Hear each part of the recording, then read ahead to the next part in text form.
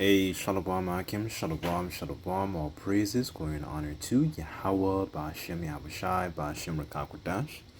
Double honors to the apostles and the elders, great millstone, for teaching us his truth, and salutations to the sincere Akim and Aquath. And listen, may the blessing of election be upon your house. My name is Brother Akwai.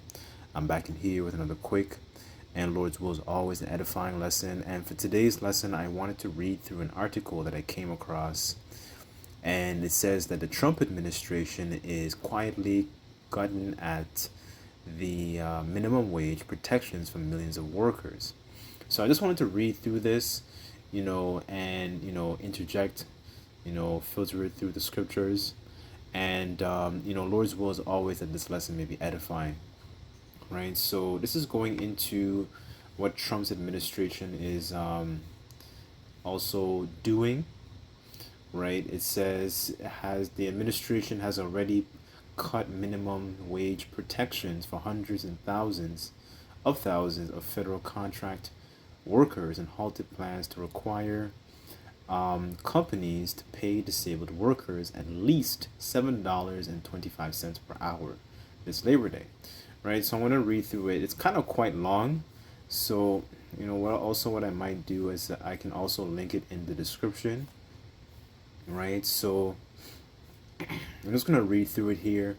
And it says the Trump administration claims that its actions are raising pay for the working class, but in reality, it says they are empowering corporations to lower wages for millions of workers by eliminating the minimum wage protections for federal contractors, disabled workers, domestic workers providing home care and child care. So this is what they're secretly doing. As a matter of fact, this is the nature of these people. Let me get Sirach the 19th chapter before I continue, because this is the nature of Esau, right? He speaks very, very covertly, and one of the things and the main weapons he uses is decrees, policies, measures.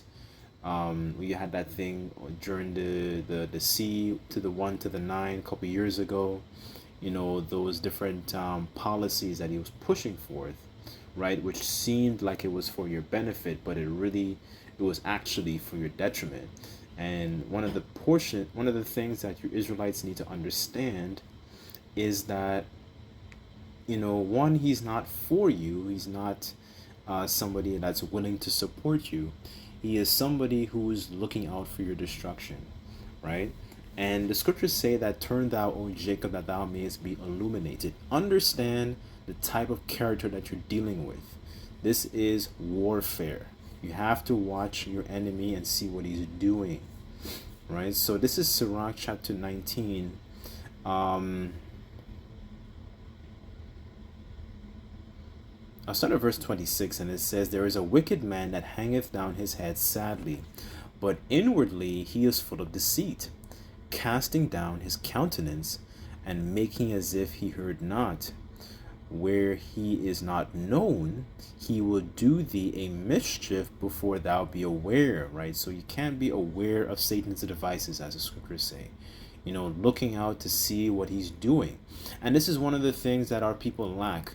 Like Esau, I'll give it credit to him that, he searches out, he's very well versed, he's well rounded, he researches things, but our people don't have that type of mindset to research things and look things up, and essentially have that Church of a Berea spirit, basically, right? They don't have that spirit to actually, go through things. They kind of just toss to and fro, basically. So verse 28, it says, and if for want of power he be hindered from sinning, yet when he is found an opportunity he will do evil. And this is one of the ways he does it, right? It's not always overtly, meaning full-blown in your face. It's normally like death by 1,000 paper cuts. So he does it in very secretive ways, whether it's biological, whether it's financial, whether it's chemical, whether it's there's so many different facets. So you have to understand the way your enemy fights. That's very first and most important, right? So it says, I'll read verse 28 again, and it says, "And if for want of power he be hindered from sinning, yet when he find opportunity, he will do evil." Right? So this is one of the ways that he's doing it. So let me go back to the article here. I just wanted to bring that out real quick. So it says minimum wage standards are a fundamental U.S. labor protection.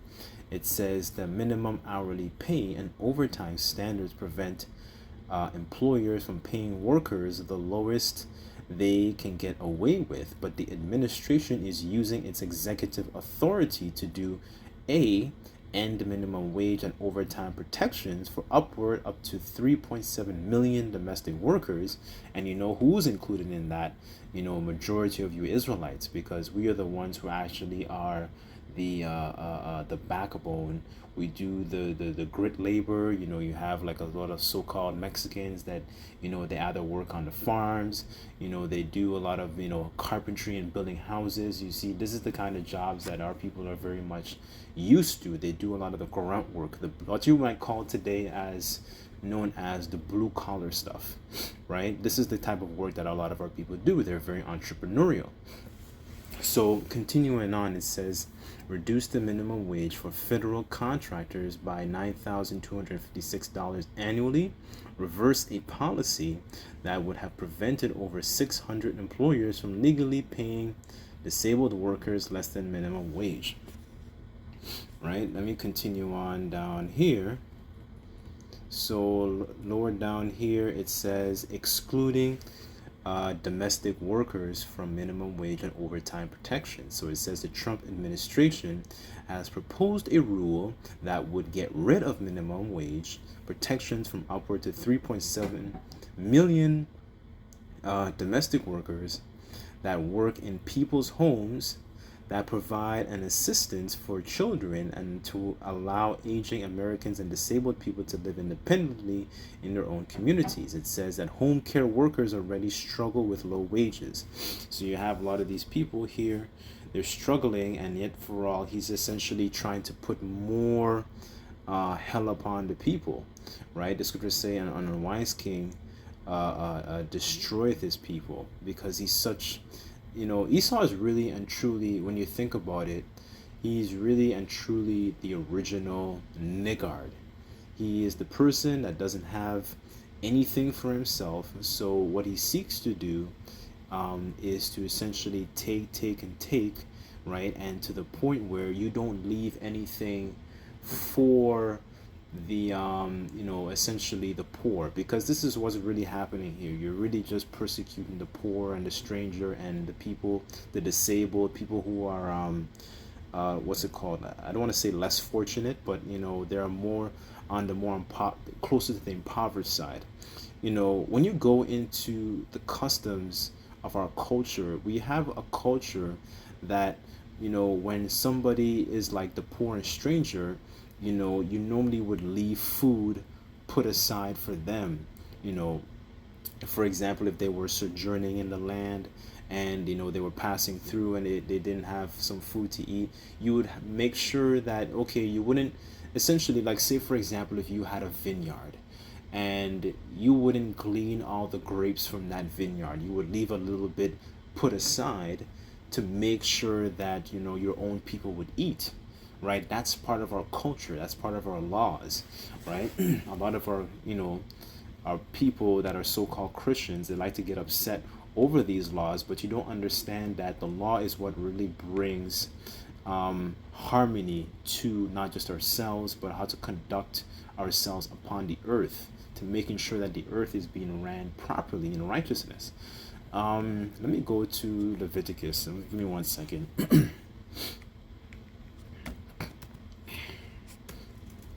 As a matter of fact, let me get Jeremiah, because I think it mentions that, the law, and then I'll get the law in a second. Just bear with me. Let me just look for this. Jeremiah.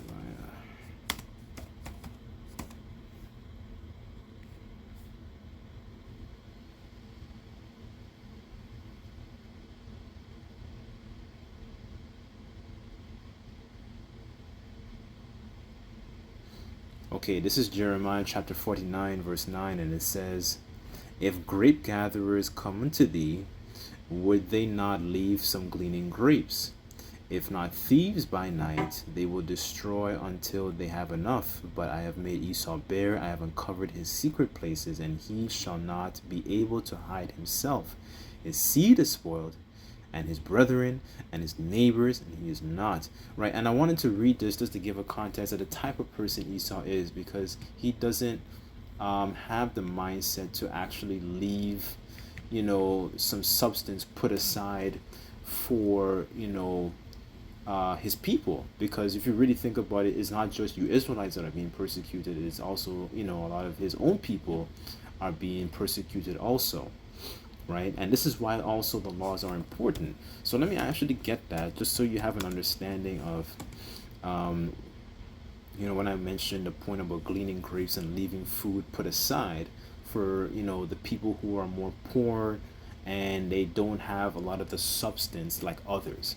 So this is Leviticus chapter 19, verse 9, and it says, And when ye reap the harvest of your land, thou shalt not wholly reap the corners of thy field, neither thou shalt gather the gleanings of thy harvest. Thou shalt not glean thy vineyard, neither neither shalt thou gather every grape of thy vineyard. Thou shalt leave them for the poor and stranger. I am the Lord Yahweh, your power. So this is part of our culture. This is kind of like essentially an example of your early social welfare system, to make sure that you have some food, some substance put aside for those who are, I don't want to say less fortunate, but people who don't really got it like that. Like, you have a vineyard, what I'm saying? You might have some people, you might have some servants working on it. Like in the ancient, I'm just, trying to parallel to like the ancient times. In the ancient times, you might have had some substance, you know, um, you probably have some people who, pick your vineyard, pick the grapes, off the vines. You probably have some people to mash them, and then tread them down and make wine and so on and so forth, right? You probably have laborers in your field to do these things. But Esau is the type of person, he'll just take everything for himself, right?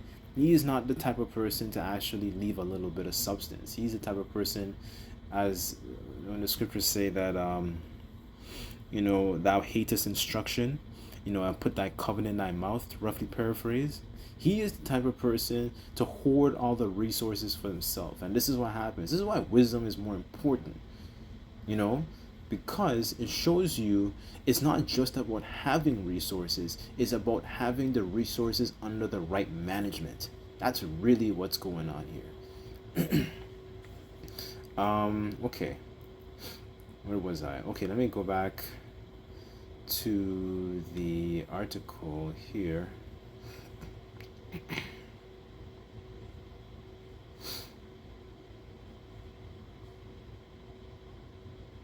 Okay, so this is continuing on. It says, more than a decade ago, the Obama administration closed a long standing loophole in the Fair Laborers Act, rules to ensure that more domestic workers has had access to minimum wage and overtime protections.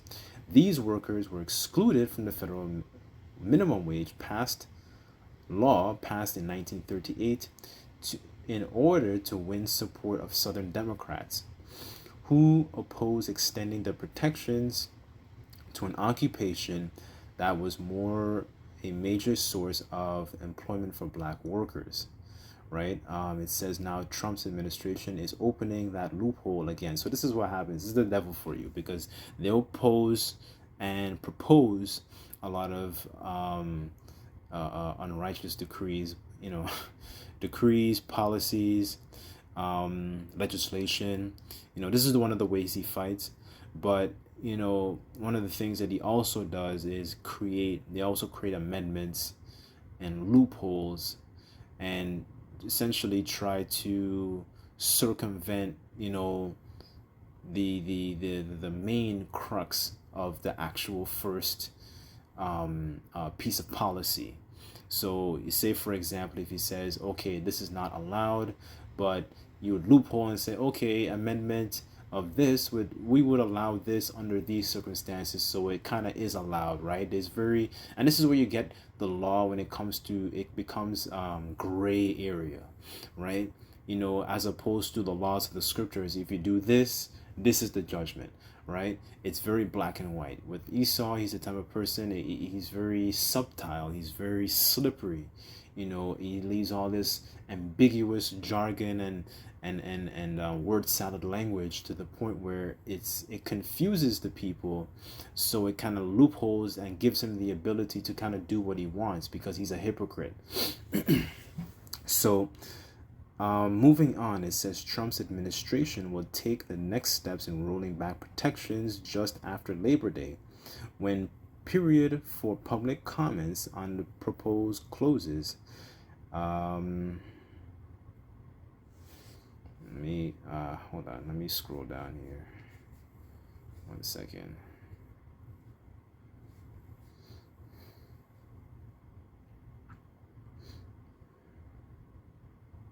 Okay, so lower down here it says giving employers permission to pay disabled workers less than minimum wage. It says disabled workers have a harder time finding jobs and getting paid less and get paid less than workers without disabilities, but Trump's administration is reversing that policy and would have prevented corporations from legally paying disabled workers less than minimum wage.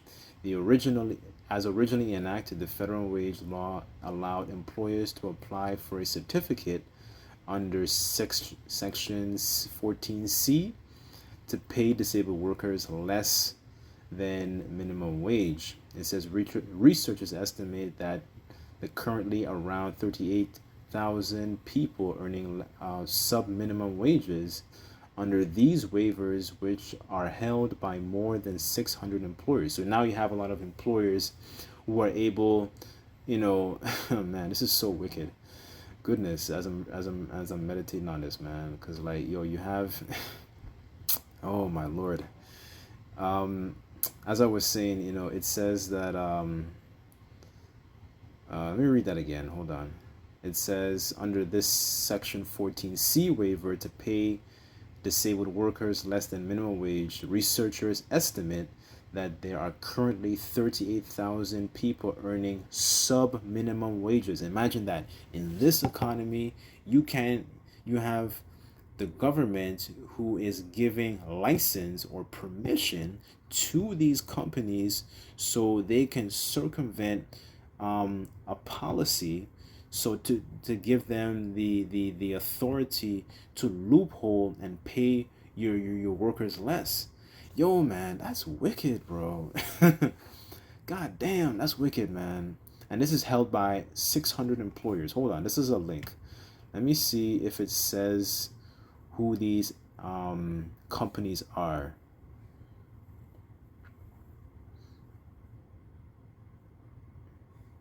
Let's see if there's any that are recognizable. Just bear with me 1 second. I actually didn't click on this.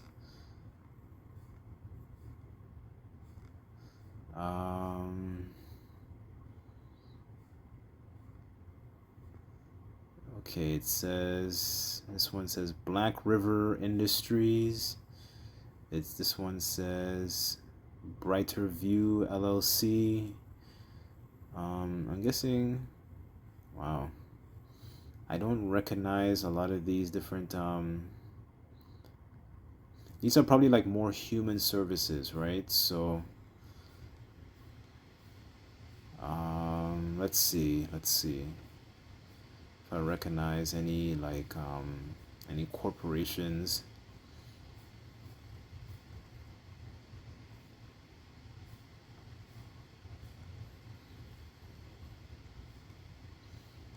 Okay, just bear with me.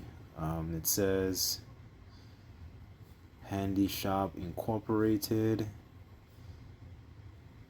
Okay, I don't really see anything that kind of like sticks out. Like I was thinking, like I might see like, oh, Target, or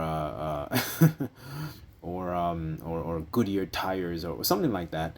you know. But what I'll do, I'll link it all in the description of this lesson, right? So you can actually see the receipts, right? This is a lot of companies that's being shown here, right? So it shows you 14C certificate holders, and it shows you and gives you a list of the companies that are circumventing and essentially basically oppressing the poor, right? So let me go back to Sirach here. Just bear with me, hold on.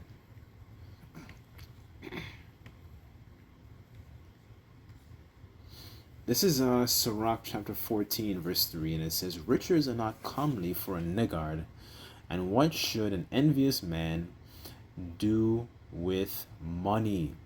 He that gathereth by defrauding his own soul gathereth for others, excuse me, that shall spend his goods riotously.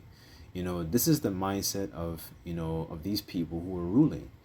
Esau hoards a lot of the resources for himself, and basically he gives you crumbs, and that's mostly to your Israelites. Like when you read the Luke the 16th chapter, in regards to Lazarus and the rich man, you Israelites are literally just eating off crumbs off the master's table. You're not, you think you're living, but you're not living.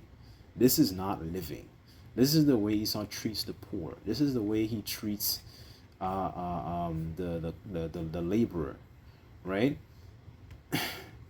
So this is why there's a lot of heavy judgment coming to that nation, man, coming to America, because this is the way they treat their own. This is the way they treat their own citizens, and a lot of those citizens are you Israelites, because they like to say that you're the minority, but honestly, you are the majority. You are the sand of the sea and the stars of heaven, right? So, and here's another thing. Let me hit you with this too, because I know Esau doesn't follow this rule when it comes to paying the people properly. One second. Oh, shoot. Just bear with me. Hold on.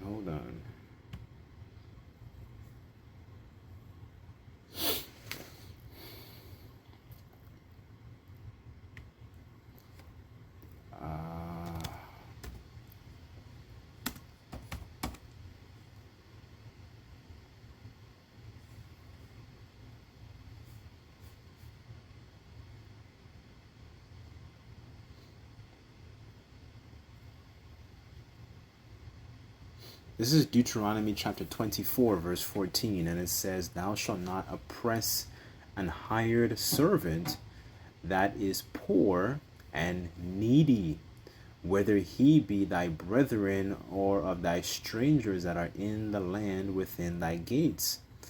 At his day thou shalt give him his hire, neither shall the sun go down upon it, for he is poor, and setteth his heart upon it.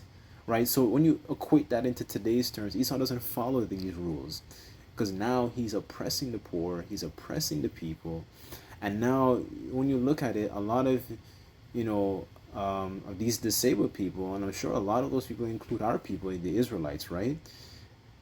When you including those people, what he's doing is he's putting them in a like more of a he's putting the squeeze on your Israelites, right? And this is not a society that's righteous. Let me read this in the NLT. Just kind of curious to see how it's worded.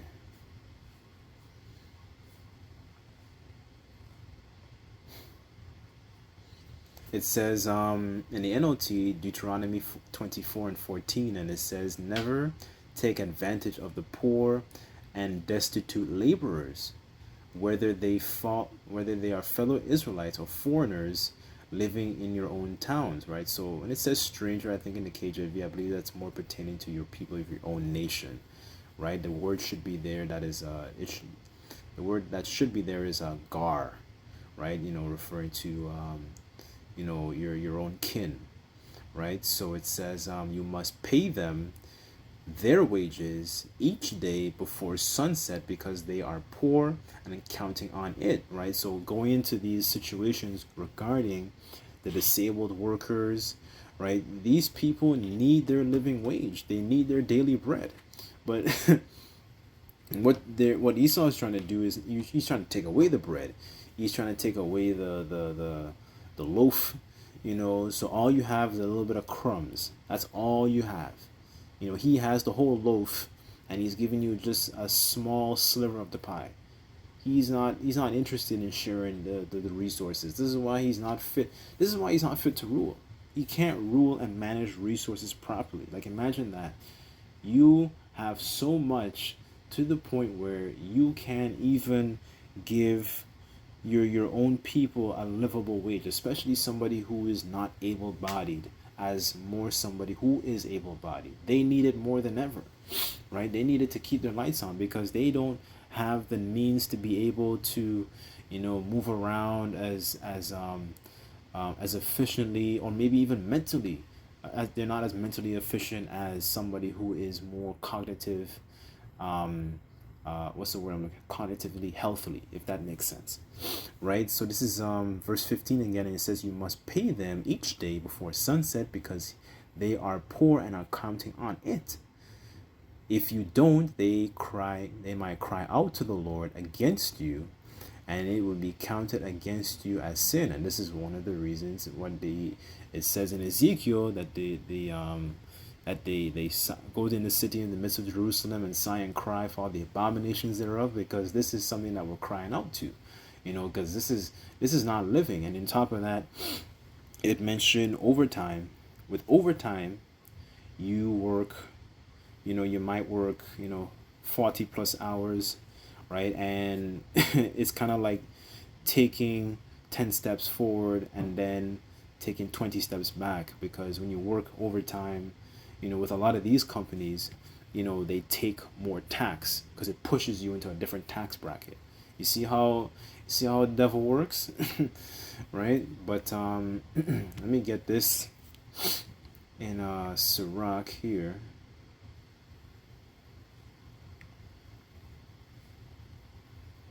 Go back to what's that, 34.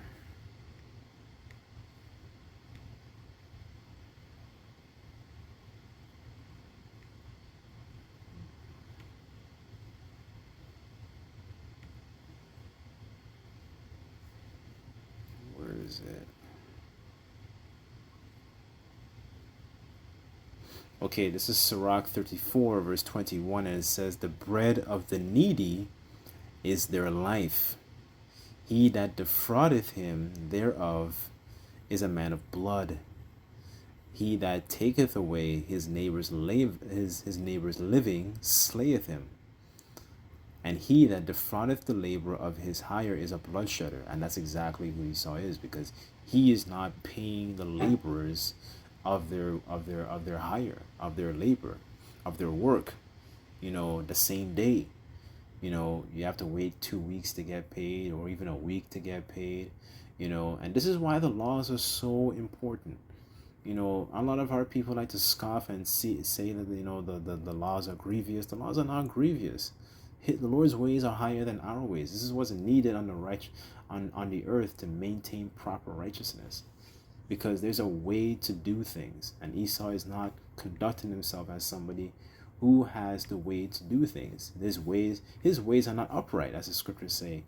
The soul that's within him is not upright, right? So, anyways, that's pretty much it. I didn't want to make the lesson too long, but I kind of just wanted to read through, this article, because really and truly he's putting the squeeze on a lot of, of our people, right? Anyways, but Lord's will that this lesson was edifying. Just like to give all praises, glory and honor to Yahweh Ba'ashem Hawashai. Until next time, I say Shalom.